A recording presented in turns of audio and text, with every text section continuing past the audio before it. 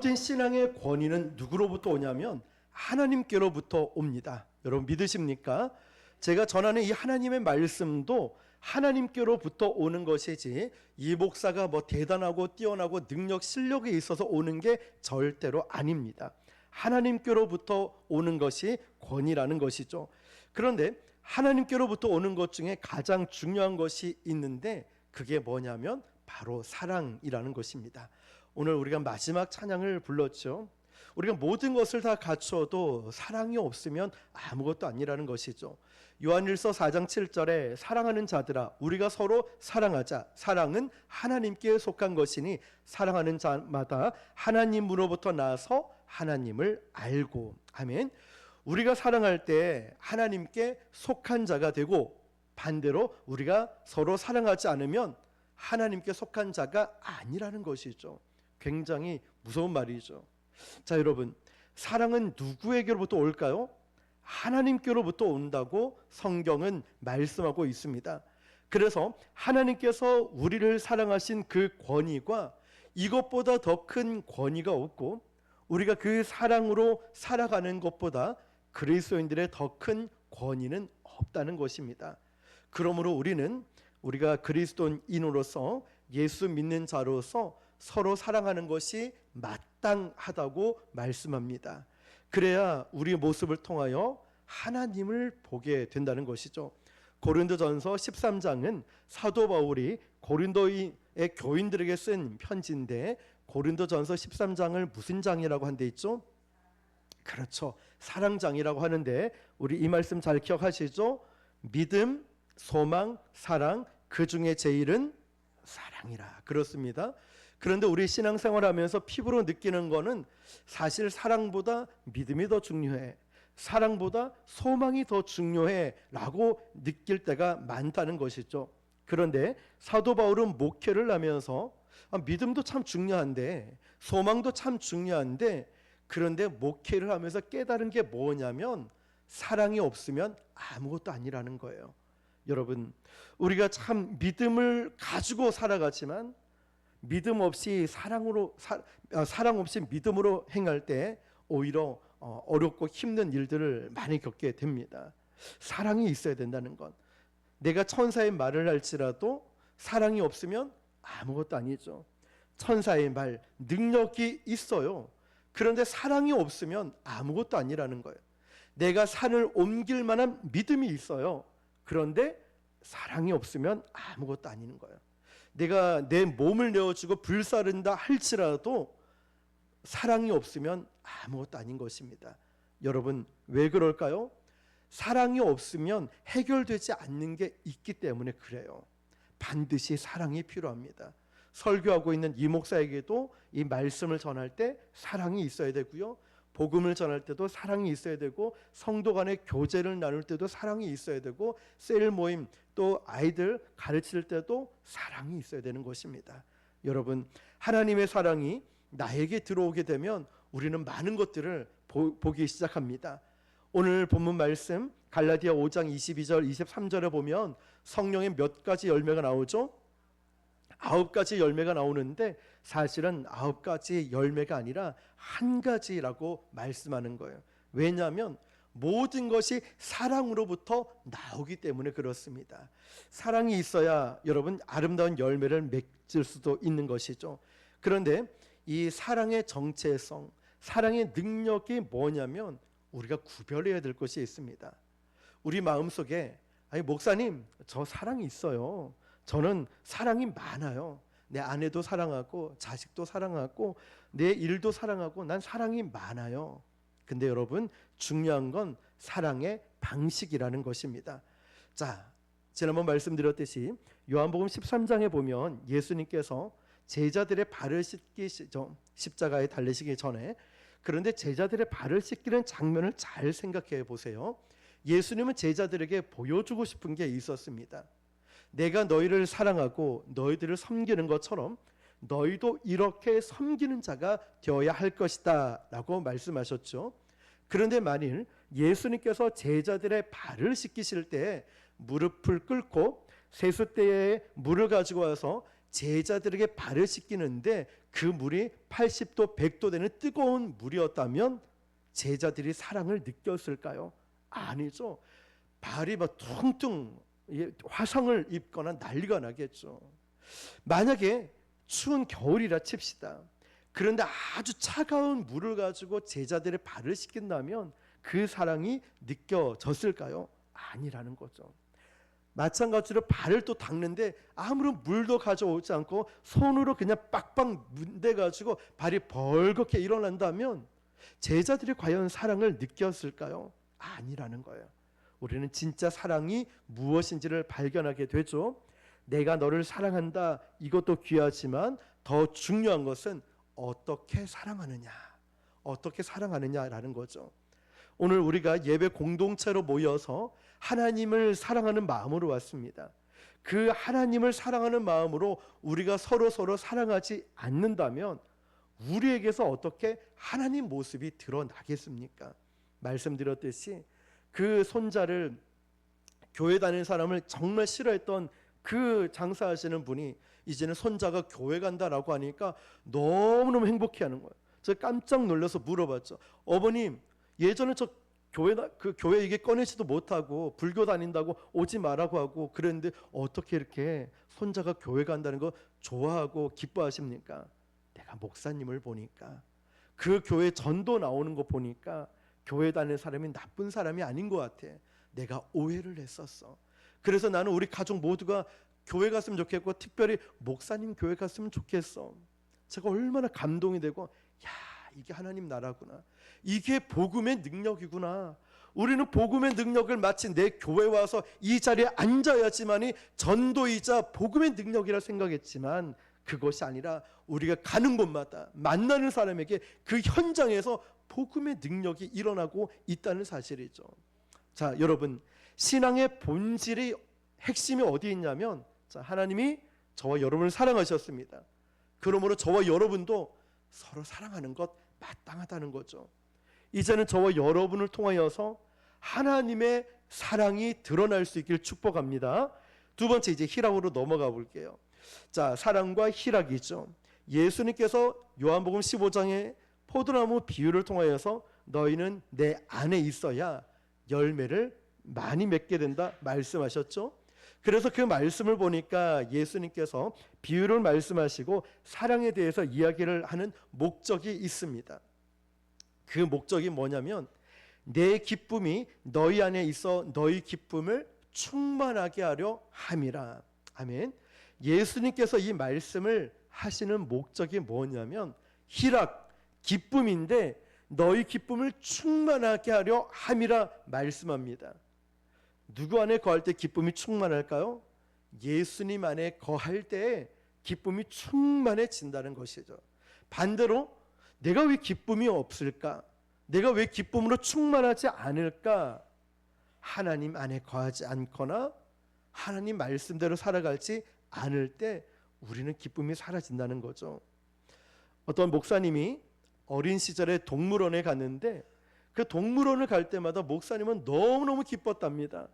그런데 이 목사님이 이 어린 시절에 아버지의 손을 잡고 동물원에 가면 이 목사님이 어린 시절에 제일 좋아했던 동물이 원숭이였답니다. 그런데 이 원숭이가 막 노는 것을 보고 정신 팔려 있다 보니까 어느 순간 손잡고 있는 아버지의 손이 느껴지지 않는 거예요. 그때부터 이 목사님은 공포심이 몰려와서 아무것도 보이지 않는 거예요.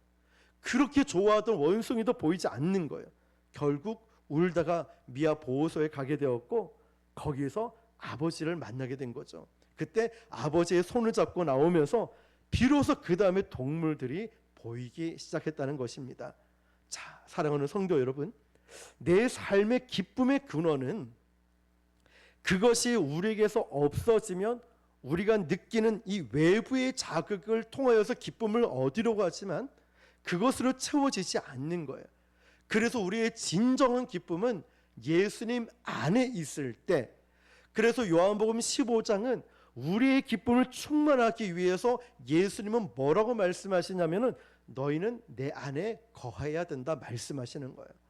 여러분, 정말 기쁨으로 살아가길 원한다면 예수님 안에 거하시길 바랍니다. 어떤 사람이 미국 도시를 여행하다가 주일에 되어서 예배를 드리려고 교회를 찾고 있는데 어디가 어딘지 어떤 교회를 가야 될지를 찾지 못하고 있는 거예요. 가까이 있는 경찰관에게 여기 좀 갈만한 교회가 있으면 좀 소개해 주세요 라고 했더니 경찰관이 따라오세요 이러면서 이렇게 가고 있는데 뒤따라가고 있는데 아니 교회 여기도 교회 저기도 교회가 있는데 다 지나쳐가는 거예요. 그랬더니 한참 좀 멀리 있는 교회를 알려줬다는 거예요. 그래서 여행객이 물어봤답니다. 아니 요 가까운 교회도 많고 오면서 교회도 많이 지나쳤는데 왜 이렇게 멀리까지 우리를 데려왔습니까? 물어봤더니 나는 교회를 다니지 않아서 신앙이 뭔지도 모릅니다. 그런데 저 교회를 보니까 예배 드리고 나오는 사람들을 보니까 얼굴이 밝고 기쁨이 넘친 걸 보니까 저기는 진짜 교회구나 라는 생각이 들었다는 것이죠. 자, 여러분, 우리의 표정과 예배 드리고 나가는 모습을 보면서 기쁨이 넘치는 것을 씨앗이 아니죠. 열매입니다. 씨앗은 감춰져 있지만 열매는 드러나고 보여지는 거예요. 사람들이 우리의 기쁜 표정을 보고 부곡 수목원교회는 다르구나. 저 성도는 달라. 목사님도 다르구나. 뭔가 다른 거를 열매로 보여줄 수 있는 것. 이것이 기쁨의 열매라는 것이죠, 여러분. 그래서 요한복음 15장 11절에 내가 이것을 너희에게 이름은 내 기쁨이 너희 안에 있어 너희 기쁨을 충만하게 하려 함이라. 아멘.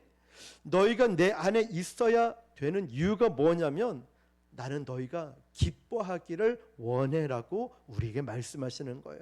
그러기 위해서는 예수님 안에 거할 때 우리는 기뻐할 수 있는 줄 믿습니다. 야고보서 1장 2절에 보니까 내 형제들아 너희가 여러 가지 시험을 당하거든 온전히 기쁘게 여겨라. 여러 가지 시험을 당하거든 그냥 한두 번의 시험이 아니라 여러 가지 시험이 옵니다. 고난이 오고 아픔이 오고 넘어졌는데 또 넘어집니다.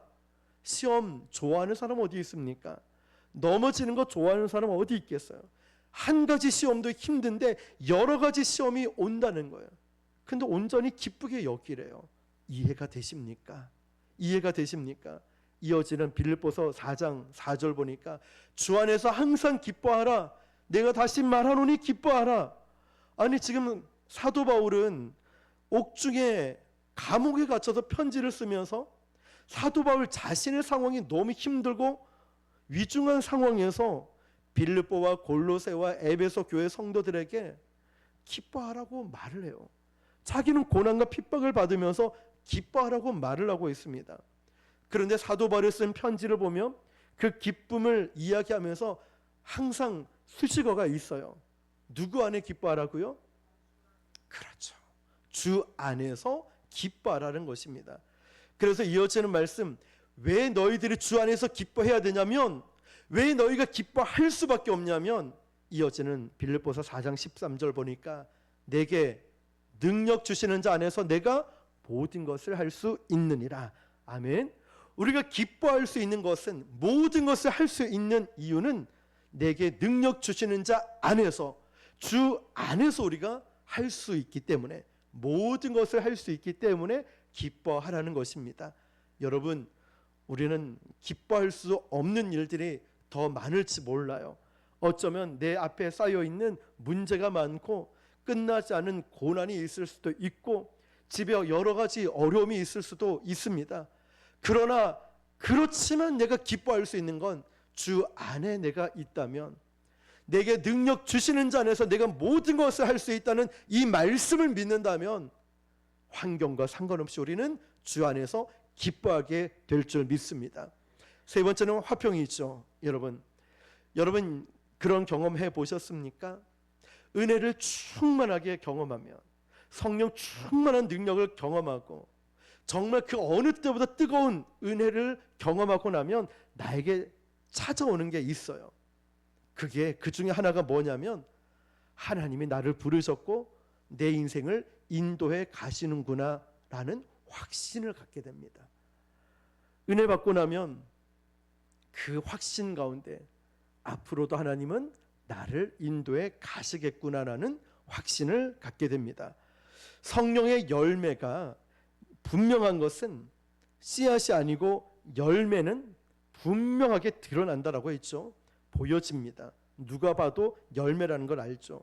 우리가 화평의 열매를 맺는다고 하면 저 때문에, 여러분 때문에 누군가가 화평해져서 하나님의 관계 속으로 인하여 내가 화평해, 나 혼자만 화평한 것이 아니라 나는 하나님과 문제 없어, 나만 문제 없는 것이 아니라 여러분, 나 때문에 여러분이 가는 곳마다 하나님으로 인하여 화평케 되는 역사가 일어나야 되는 줄 믿습니다.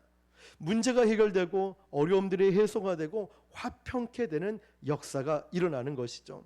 그래서 이 열매를 보는 자마다 누군가에게 화평이 전해진다면 우리는 화평이 전해지지 않는다면 이것은 거짓 화평이 될 수 있어요. 그래서 여러분이 가는 곳마다, 공동체마다, 셀 모임마다 웃음꽃이 피는 거예요. 여러분이 가는 곳마다 그 문제가 막 해소가 되는 거예요. 아이고, 그럴 수도 있지. 그 중에 좋은 말이 뭐라고 했죠? 괜찮아, 괜찮아. 집사님 괜찮아. 권사님 괜찮아요. 아이고, 우리 청년 괜찮아, 괜찮아. 괜찮아. 이 말 한마디가 참 마음을 따뜻하게 하죠. 큰 위로가 되는 거죠. 여러분, 염려하지 말고 하나님께 아뢰라는 것은 하나님과의 깊은 관계 속에 들어가면 우리가 그것을 경험할 수 있어요. 하나님이 주신 평화는, 화평은 이 거친 파도, 날씨가 좋지 않지만 여러 환경에 있다 할지라도 하나님과의 깊은 관계 속에 들어감으로 우리에게 평화가 찾아오는 것입니다. 자, 마지막 네 번째는 오래 참음인데요. 자, 오래 참음은 인내라고 말할 수 있죠. 그런데 인내의 유익에 대해서 말씀하고 있는데 여러분, 인내하는 것, 오래 참는 게 좋을까요? 물론 좋을 수도 있을 것입니다. 그러나 맹목적으로 오래 참게 되면 화병이 생깁니다. 병이 나죠. 그런데 오래 참는 것에 대한 기준이 필요합니다. 무조건 오래 참는 것이 성령의 열매가 아니라 내가 이것을 참아야 되는 이유가 어디에 있는가를 알아야 돼요. 이걸 구분할 수 있어야 돼요.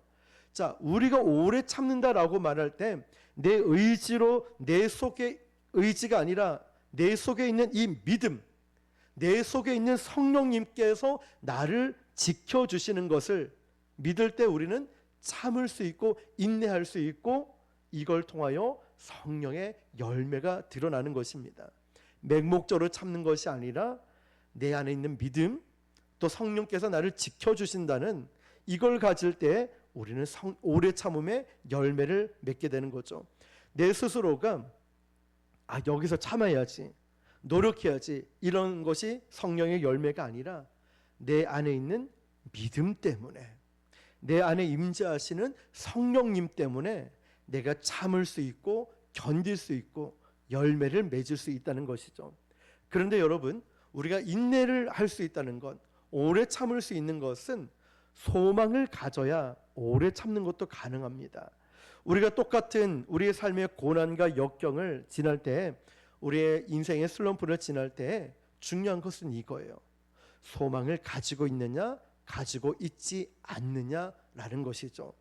우리의 의지로 뛰어넘을 수 있게 하는 건, 우리의 의지를 뛰어넘을 수 있게 하는 건 하나님의 역사이고 성령님의 역사입니다. 이것이 우리에게 있는가라는 것이죠.